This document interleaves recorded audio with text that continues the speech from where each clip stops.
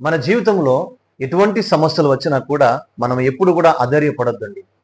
ఆర్థికంగా కావచ్చు, మానసికంగా కావచ్చు, అనారోగ్యపరంగా కావచ్చు, అలాగే కుటుంబ పరంగా కావచ్చు.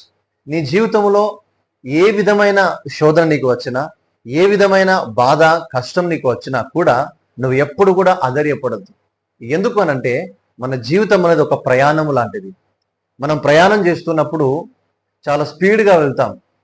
కొంత దూరం వెళ్ళగానే మట్టి రోడ్ వస్తుంది, బండి మనం స్లో చేసుకొని వెళ్తాం. అలాగే మన జీవితం కూడా అలాంటిదేనండి. కొన్ని రోజులు బాగుంటుంది, కొన్ని రోజులు ఇబ్బందులు ఉంటాయి. కాబట్టి ఎటువంటి పరిస్థితులు ఉన్నా మనం అధైర్యపడద్దు.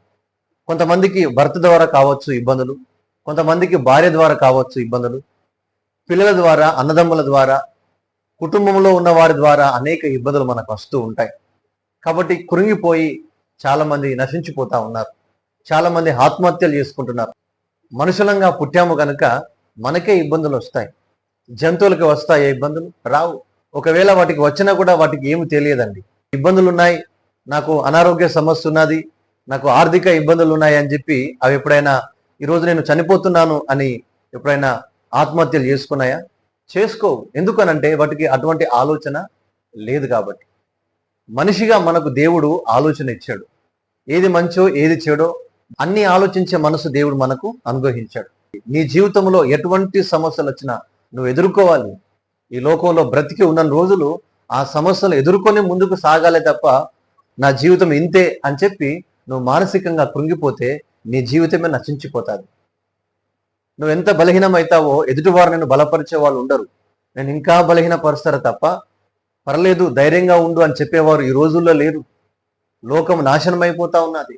ఎవరు మంచి వాళ్ళో, ఎవరు చెడ్డవాళ్ళో, ఎవరు మేలు చేసేవాళ్ళో, ఎవరు మేలు చేయని వారో అర్థం కాని పరిస్థితిలో లోకం ఉన్నదండి. వారికి అవకాశం దొరికితే చాలు మనల్ని నాశనం చేయడానికే వాళ్ళు ముందుకు వస్తారు తప్ప మన జీవితాన్ని బాగు చేయడానికి ఎవరు రారండి. కాబట్టి ప్రేమన దేవుని బిడ్డలారా, మనం ధైర్యంగా ఉండి ప్రతి సమస్యను ఎదుర్కోవాలి. ఎవరు మనల్ని ఆదరించే వాళ్ళు లేరు. దేవుడు ఒక్కడే మనల్ని ఆదరిస్తాడు. దేవుడు ఒక్కడే మనల్ని బలపరుస్తాడు. కాబట్టి మన సమస్యలన్నీ దేవుని చెంత పెట్టి ఆయనకు మనం మొరపెట్టాలి.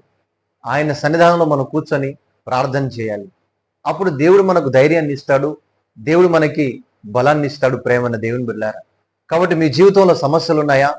అందుకే దేవుడు మీతో మాట్లాడుతూ ఉన్నాడు. మీరు ఎప్పుడు కూడా అధైర్యపడకండి. కొన్ని సందర్భాల్లో నువ్వు ఒంటరిగా ఉన్నప్పుడు కృంగిపోతున్నావా? అధైర్యపడకు బిడ్డ, దేవుడు నీకు తోడుగా ఉన్నాడు. నువ్వు మనుషుల వైపు కాదు, దేవుని వైపు చూడు. దేవుడే నీ జీవితాన్ని బాగు చేస్తాడు. కొన్ని రోజులు ఇబ్బంది ఉండవచ్చు, కానీ కొన్ని రోజుల తర్వాత ఆ ఇబ్బందులు తొలగిపోతాయి. చాలా మంది ఇబ్బంది పడుతూ ఉన్నారు. సమాధానం లేదు, తగ్గించుకునే పరిస్థితి లేదు కుటుంబాలలో. ఎవరికి నచ్చినట్లుగా వాళ్ళు బ్రతుకుతా ఉన్నారు, ఎవరికి నచ్చినట్లుగా వాళ్ళు జీవిస్తున్నారు. ప్రేమన్న దేవుని బిడ్డలారా, కాబట్టి మనం అటువంటి పరిస్థితిలోనికి వెళ్లకుండా మనము దేవుని సన్నిధానంలో ఉండి మోకరించి ప్రార్థన చేసి దేవుని యొక్క చిత్తాన్ని, దేవుని యొక్క జవాబు మనం పొందుకొని మన పరిస్థితుల్లో మనం ఎదుర్కోవాలి. అప్పుడే ఈ లోకంలో నువ్వు బ్రతకగలుగుతావు. అప్పుడే ఈ లోకంలో నువ్వు జీవించగలుగుతావు. అంతేగాని ప్రతి పరిస్థితికి నువ్వు దిగులు పడిపోయి, ప్రతి సమస్యకు నువ్వు తొందరపడిపోయి నీ జీవితాన్ని నువ్వు నాశనం చేసుకోవద్దు.